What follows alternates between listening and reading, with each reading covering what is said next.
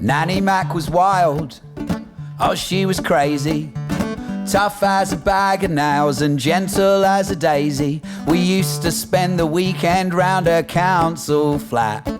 She'd let us run a riot compared to mum and dad. She only spent her pension on food and cigarettes. The rest she'd give to me and my brother Cares. And she'd treat us every time she saw us, kiss us every time she left us, told us that we had our whole lives ahead. Pie and mash and liquor on the Roman road. She'd slip me a fiver before I went home and say, don't tell your mum, Jay, she'll make you give it back. You get yourself something lucky with that.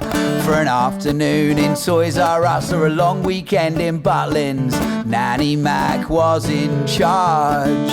She was an old school rebel, up for a laugh.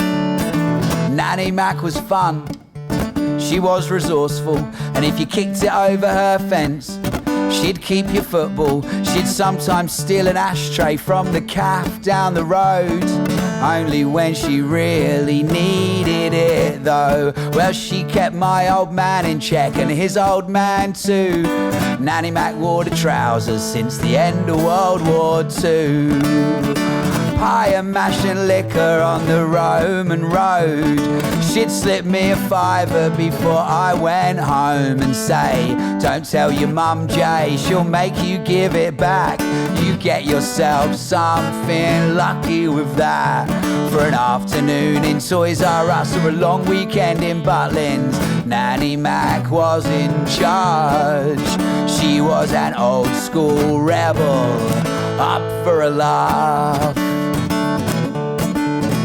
And now my brother is a father and my mum is a nan, and she looks after little Si every time she can. It's now my brother's turn to lay down the rules, and it's my mum's turn to be the rebel.